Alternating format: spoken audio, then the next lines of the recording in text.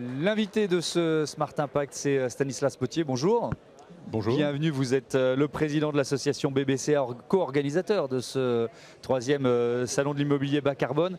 Peut-être pour commencer, présentez-nous cette association pour le développement du bâtiment bas carbone. Depuis quand vous êtes mobilisé sur ces enjeux? Est-ce que vous étiez un peu des pionniers en quelque sorte? Absolument. L'association, elle est née de la volonté des acteurs de créer quelque chose qui permette de montrer au marché, en fait, à tout le monde, ce qui se fait de bien en matière de décarbonation. Alors, l'objectif, il est vraiment carbone. Enfin, le focus, il est carbone. Donc, on ne traite qu'un seul aspect, on va dire, de la transition écologique globale, mais fondamentale. Mais en revanche, c'est de traiter tout le carbone. Et si on remonte 2015, l'année de création de BBCA, automne 2015, juste avant la COP 21, on a un système réglementaire, un système de préférence collective, financière, etc., qui ne valorise pas ce qui se fait de bien en matière de décarbonation. Même parfois, les acteurs sont pénalisés. Donc, ils se sont dit, réunissons-nous dans une association, et l'association va montrer comment on peut compter le carbone et comment on peut établir des seuils de performance et montrer à tout le monde que ça marche. Alors, c'est ce que BBCA a fait. On a avec donc tous les acteurs de la construction, constructeurs, bureaux d'études, promoteurs, architectes.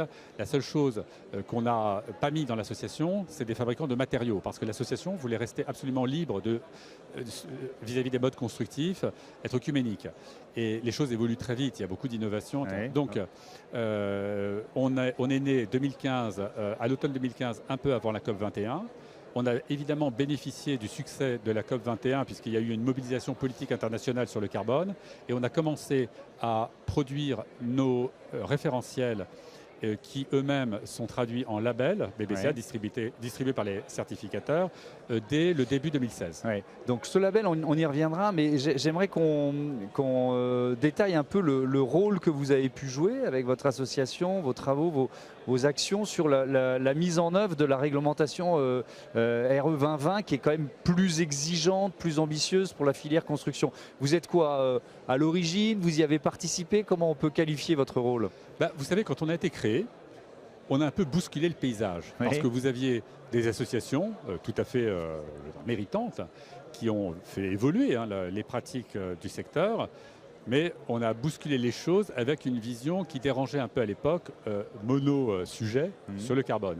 Mais on a tout de suite aussi été repéré, je dois dire, par une excellente ministre à l'époque, qui était Emmanuelle Cos, et par l'administration. Et donc, petit à petit, ils nous ont reconnus et ils nous ont assez vite identifiés comme l'expert carbone. Et quand, quelques années plus tard, il s'est agi de enfin actualiser les RT, qui est donc devenue la RE 2020, on a vraiment été instrumental. On a beaucoup travaillé avec la DHUP, on a beaucoup travaillé avec les autorités pour apporter notre expertise sur le sujet carbone. Et je trouve qu'on a été, à mon avis, fondamental dans le changement de lunettes et notamment la prise en compte du cycle de vie, qui est vraiment une nouveauté de la réglementation. La réglementation ne s'occupe pas uniquement du carbone, mais elle a une approche cycle de vie qui est vraiment moderne, même si on nous compare aux autres pays. C'est vraiment une bonne, de ce point de vue-là, réglementation. Et en plus, ça donne de la circularité à la réflexion. Pour la première fois, on intègre l'économie circulaire à la réflexion. On voit tout le sujet. C'est-à-dire que vous partez de la fabrication des matériaux jusqu'à leur vie, leur fin de vie, leur recyclage, leur emploi. Vous voyez tout. C'est ce qu'on peut, si vous voulez, ça recouvre un petit peu le scope 3 ou 4 qu'on voit pour le reste de l'économie quand on parle de bilan carbone. Mais là, on rentre dans le détail. Il faut rendre hommage aussi au ministre de l'époque, de la RE 2020, qui était Julien Denormandie, et qui était d'ailleurs là hier avec BBCA pour la remise des trophées BBCA sur les meilleurs, Tiens d'ailleurs, acteurs. Pardon de vous interrompre, parlons un peu des enjeux de ce salon, le troisième salon de l'immobilier bas carbone. On parle de quoi dans les allées? On parle de financement, on parle d'accélération, on parle d'un secteur un peu en difficulté en ce moment. C'est quoi les enjeux majeurs? Eh bien, à ma grande surprise, on ne parle pas du secteur en difficulté. Bon, ça c'est une bonne nouvelle. C'est de toute façon une donnée malheureusement évidente pour tout le monde. Et ce qui est vraiment formidable, c'est que bien que la crise soit vraiment importante, eh bien ici, on va voir à la fin du salon comment ça se passe, mais on a plus de fréquentation, on a plus de couverture média, on a loué tout l'espace, alors qu'on a 50% de plus de mètres carrés que la deuxième édition du CIPCA qui était au Grand Palais éphémère. Et il y a une atmosphère vraiment très positive de deal, de business.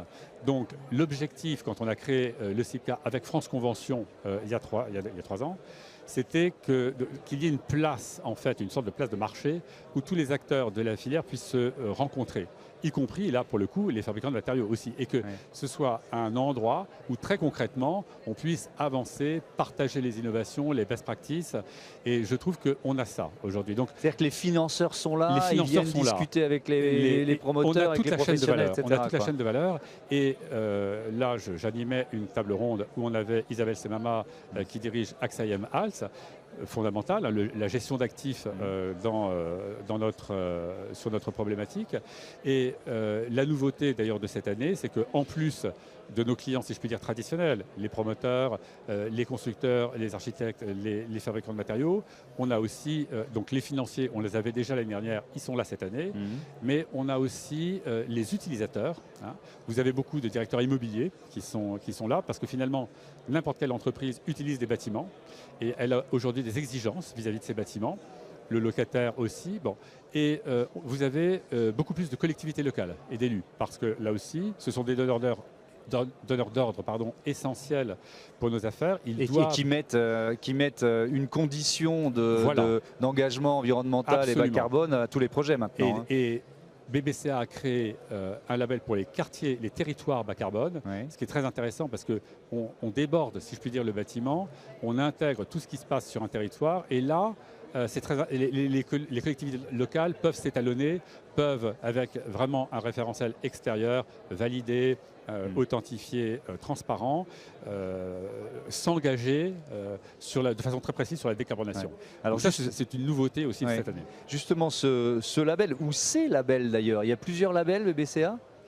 Oui, on a commencé par la construction neuve, c'était la chose la plus évidente à faire. Et après, on a fait assez vite, je dois dire, la rénovation. Donc, vous avez un label rénovation. On comprend pourquoi. Hein. Il y a évidemment tous les actifs existants qu'on doit transformer. On est arrivé ensuite à l'exploitation. Très important aussi, si on veut améliorer le bilan carbone au fil de l'eau d'un actif existant. Avec ces 3 labels, construction, rénovation, exploitation, vous répondez aux besoins des financiers, et notamment des gérants qui, dans leur portefeuille, ont du neuf, des actifs qu'ils doivent rénover, des actifs qui sont là mais dont on doit améliorer la performance sans forcément les rénover de façon lourde. Et donc, je dirais qu'on a aujourd'hui la palette qui va pour gérer la transition. Le quartier était important pour prendre aussi en compte les enjeux qui sont autour du bâtiment et dont le bâtiment dépend aussi pour avoir une performance carbone vue de façon élargie, améliorée.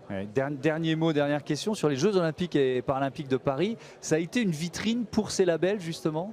Alors, oui et non. On est content parce que la Solideo nous a demandé de travailler avec eux sur le village olympique. Donc le village olympique est labellisé BBCA. Et il est aussi labellisé Biodiversity. Parce qu'à l'époque, ils voulaient authentifier une performance environnementale.